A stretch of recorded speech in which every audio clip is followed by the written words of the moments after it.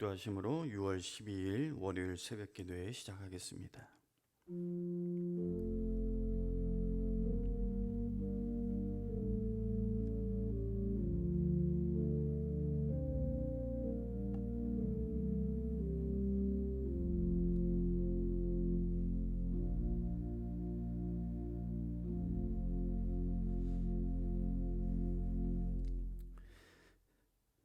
사랑하는 하나님 아버지, 감사합니다. 새로운 한 주를 살아갑니다. 세상 걱정 근심으로 살기보다는 하나님의 선하심과 인자하심을 바라며 감사와 기대로 살아갈 수 있도록 인도하여 주시옵소서. 이 시간 우리 심령에 임재하여 주시고 은혜로 채워주셔서 신령과 진정으로 예배할 수 있도록 주님 도와주시옵소서. 오늘도 욥기의 말씀을 통해 영적인 깨달음을 허락해 주시고 주님 앞에 기도하고 바라는 것들이 응답받아서 하나님 앞에 더욱더 감사하며 찬양하며 살아가는 복된 인생 될 수 있도록 주여 역사하여 주시옵소서. 예배의 시종을 주님께 의탁하오며 거룩하신 예수님 이름으로 기도합니다. 아멘. 찬송가 542장 함께 찬송하겠습니다.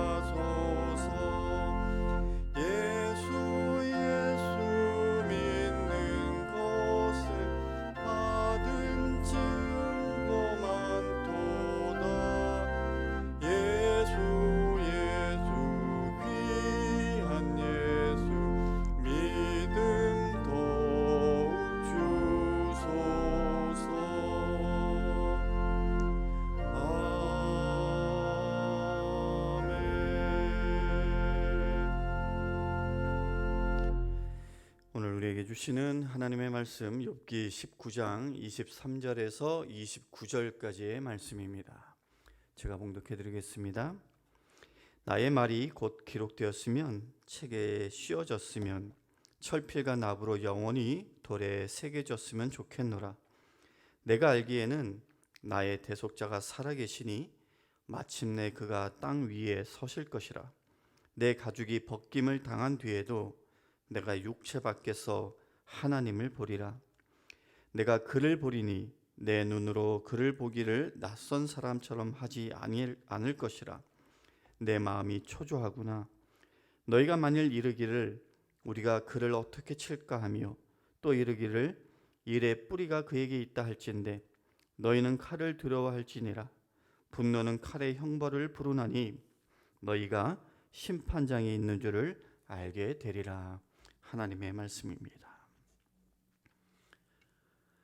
욥과 친구들의 공박이 지루하게 계속되고 있습니다. 어느 쪽이든 간에 이제 됐다, 이쯤에서 그만하자 해도 될 것 같은데 오히려 서로 더 강렬한 오조로 공격을 하고 있는 것 같아 보입니다.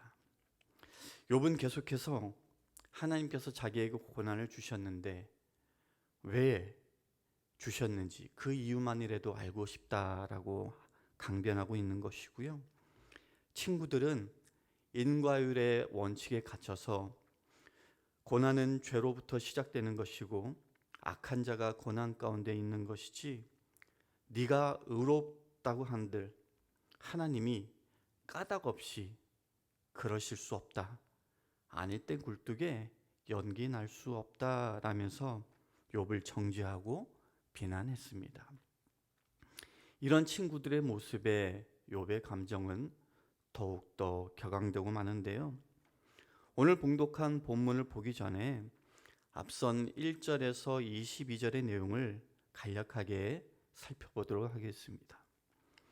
욥은 먼저 친구들에 대한 비판으로 시작합니다.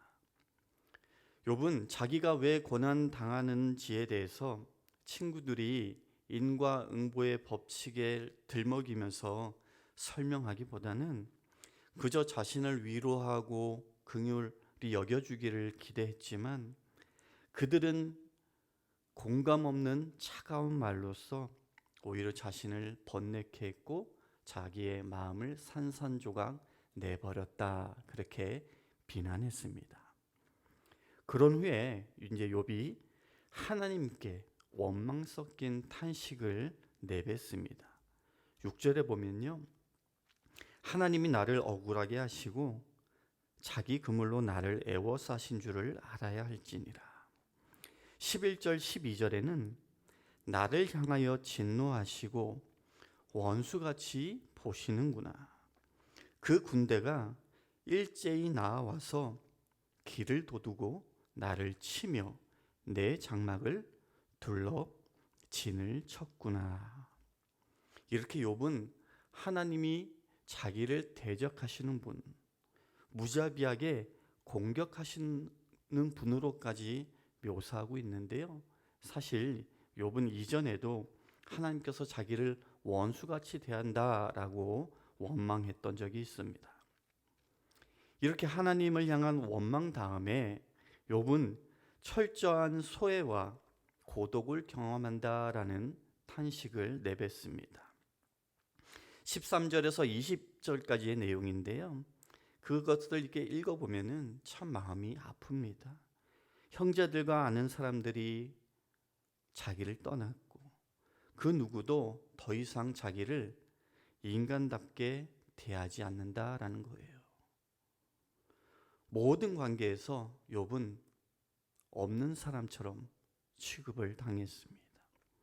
개인적으로 제일 가슴 아픈 것은 17절인데요. 거기에 보면은 내 아내도 내 숨결을 싫어하며,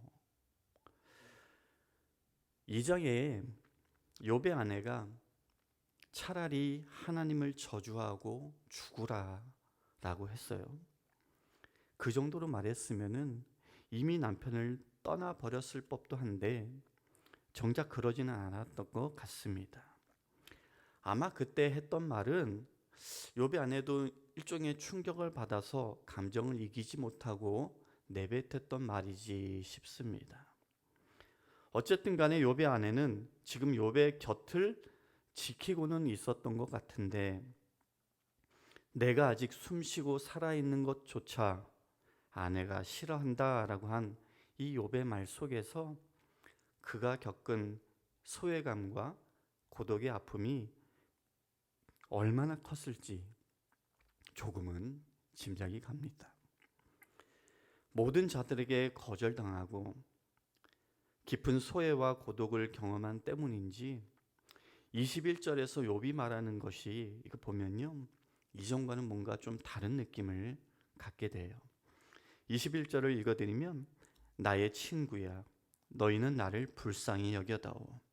나를 불쌍히 여겨다오. 욥은 친구들에게 자신을 불쌍히 여겨달라고 반복하고 있죠. 제발 이제 설교는 그만하고 나의 비참한 상황을 좀 친구로서 긍휼한 마음으로 바라봐 달라라는 것입니다. 그런데 여기까지만 했으면 좋았을 것 같은데 욥은 불쌍히 여겨달라라는 그 말에 이어서 또다시 이전의 모습과 다르지 않은 말을 또 내뱉고 맙니다. 21절 하반절에서 22절인데요. 하나님의 손이 나를 치셨구나. 너희가 어찌하여 하나님처럼 나를 박해하느냐. 내 살로도 부족하냐. 욥의 이 말에 친구들은 분명 또 화가 났을 것 같습니다. 어쨌든 욥의 이 탄식과 원망의 말들을 보면요, 그의 마음이 얼마나 절망적이었는가 하는 것을 우리는 조금은 느낄 수가 있습니다. 그런 절망적인 상황 속에서 욥은 여전히 자신의 순전함이 입증되기를 바라고 있었고 그 마음을 오늘 23절 이하에 얘기하고 있는데요. 두 가지로 정리할 수 있습니다. 첫째는 23절, 24절인데요. 나의 말이 곧 기록되었으면 책에 씌워졌으면 철필과 나무로 영원히 돌에 새겨졌으면 좋겠노라. 욥은 자기 말을 누가 듣고 기록으로 남겨주면 좋겠다. 그리고 이왕이면 그 기록이 영원히 남도록 바위 같은 것에 새겨서 죽기 전에, 그것이 안 된다면 그 후에라도 입증 가능하도록 그렇게 기록으로 남겨주면 좋겠다라는 바람을 갖고 있는 것이고요. 두 번째는 25절인데요. 내가 알기에는 나의 대속자가 살아계시니 마침내 그가 땅 위에 서실 것이라. 이것을 두고 놀라운 반전이라고 하는 분들이 있어요. 주위 모든 사람들에게 소외당하고 외면당하자 이제 욥은 자기가 유일하게 바라보고 의지할 수 있는 분, 자기를 구원해 주실 수 있는 분은 오직 하나님밖에 없다라는 것을 깨달은 것 같습니다.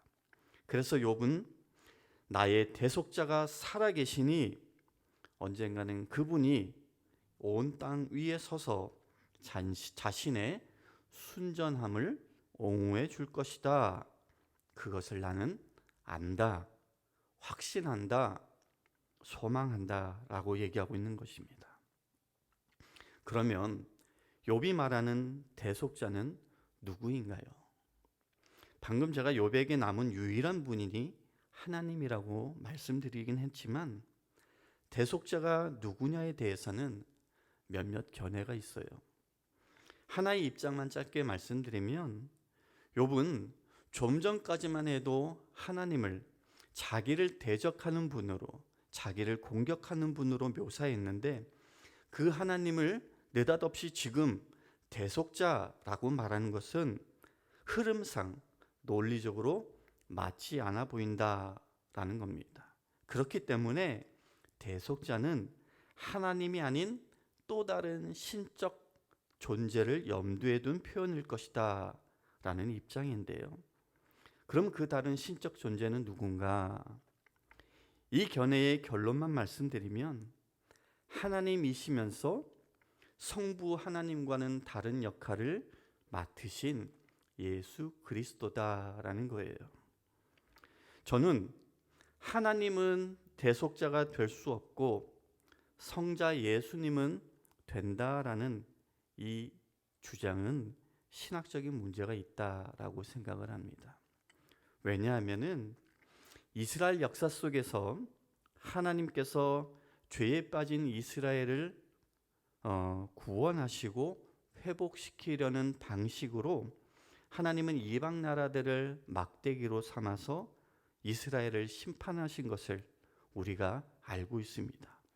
그것을 생각해 본다면 하나님은 이스라엘에게 심판자인 동시에 구원자이신 것이죠. 그들을 찢기도 하시고 회복시키고 치유하기도 하시는, 그처럼 비록 욥은 순전했다라는 차이는 있지만 하나님은 욥에게도 마찬가지로 대적자, 심판자임과 동시에 얼마든지 그에게 대속자, 구원자가 될 수 있는 것입니다. 그 대속자인 하나님이 살아계시기에 언젠가는 자신의 그 순전함을 입증하고 구원해 주시기를 오늘 욥은 염원하고 있는 것입니다. 그렇게 자기를 대적한다고 했던 하나님을 대속자로 부르면서 그가 살아계시다라고 한 이 욥의 고백을 모티브로 한 유명한 음악이 하나 있어요. 아실런지 모르겠는데요, 핸델의 메시아 제3부 부활과 영생 부분에 있는 45번 곡입니다. 저같이 잘 모르는 분들은 유튜브에 들어가셔서 핸델 메시아 45를 딱 치시고 들어보시길 바랍니다. 멜로디가요 굉장히 귀에 익숙할 거예요. 왜냐하면은 그 곡이 편곡되어서 찬송가에도 있거든요. 옛날 찬송가는 16장, 제목은 내 주는 살아계시고, 새 찬송가는 170장, 제목이 좀 다른데요, 내 주님은 살아계셔. 이 찬송가의 영어 가사는 존 웨슬리의 동생인 찰스 웨슬리가 썼고요. 아무튼 찬송가를 보면은 그 제목이 맨 위에 있고 그 아래 성경 구절이 자그맣게 기록되어 있는데 거기에 욥기 19장 25절이라고 적혀 있는 것을 확인할 수 있을 겁니다. 이렇게 욥의 반전은 26절, 27절에도 이어집니다. 내 가죽이 벗김을 당한 뒤에도 내가 육체 밖에서 하나님을 보리라. 내가 그를 보리니 내 눈으로 그를 보기를 낯선 사람처럼 하지 않을 것이라. 여기서 눈에 띄는 표현이 하나 있습니다. 내가 육체 밖에서 하나님을 보리라. 이것은 욥에게 있어서 굉장히 중요한 변화입니다. 왜냐? 그동안 욥은요, 자신의 순전함, 무고함을 입증하기 위해 하나님과 변론, 다시 말해서 하나님과 대결하기를 원했습니다. 그러나 하나님과 인간의 본질적인 차이 때문에 그것이 불가능하다라는 걸 깨닫고는 욥은 자신이 불의하지 않다라는 것을 입증할 기회조차 없다라는 것이 불의라며 불평까지 했는데, 근데 지금의 욥은 그렇게 하나님과 대결하는 것이 아닌 하나님을 대면하는 것을 소망하고 있는 거예요. 욥이 조금씩 바뀌고 있는 것을 보여주고 있죠. 작지만은 아주 중요한 변화입니다. 물론 완전히 바뀐 것은 아닙니다. 뒤에 28절, 29절에 친구들을 향한 욥의 비난은 이전과 전혀 다르지 않습니다. 하지만 적어도 오늘 본문에서의 욥은 하나님을 대적자에서 대속자로 고백하고 있고요. 그리고 자신이 하나님과 대결하기보다는 이제 대면하기를 기대하는 자로 그렇게 조금씩 변화되고 있음을 볼 수가 있는 것이죠. 말씀을 정리하며 오늘 욥이 한 말 가운데 25절에서 27절을 세 번역으로 다시 읽어보겠습니다. 나는 확신한다. 내 구원자가 살아계신다. 나를 돌보시는 그가 땅 위에 우뚝 서실 날이 반드시 오고야 말 것이다. 내 살갗이 다 썩은 다음에라도, 내 육체가 다 썩은 다음에라도 나는 하나님을 배울 것이다. 내가 그를 직접 뵙겠다. 이 눈으로 직접 뵐 때에 하나님이 낯서지 않을 것이다. 사랑하는 성도 여러분, 하나님 살아계심을 확신하시죠? 주님께서 다시 오실 것을 믿으시죠?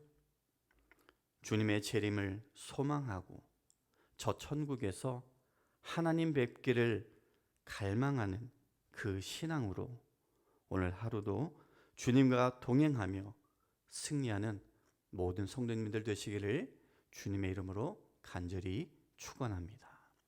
말씀을 기억하며 잠시 기도하겠습니다.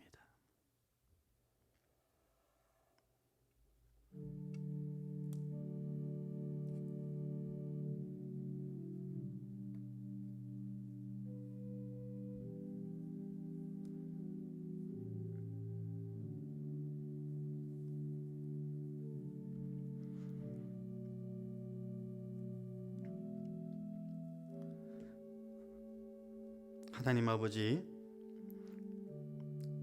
우리 모두가 어떠한 상황 속에서도 하나님 살아계심을 확신하는 자로 살아가길 원합니다. 예수님께서 다시 오실 것을 믿고 그것을 소망하는 자로 살게 하여 주시옵소서. 그래서 저 천국에서 하나님 뵙기를 갈망하는 그 신앙으로 이 땅에서 순례자의 삶을 성실하게 살아갈 수 있도록 힘과 은혜를 더해 주시고 주님 동행하여 주시옵소서. 이제는 우리 주 예수 그리스도의 은혜와 하나님 아버지의 극진하신 사랑과 성령님의 감화감동 교통하심이 하나님 살아계심을 믿고 하나님과 동행하며 살기를 소원하고 나아가는 모든 성도님들 머리머리 위에 지금부터 영원까지 함께 하시기를 간절히 축원하옵나이다. 아멘.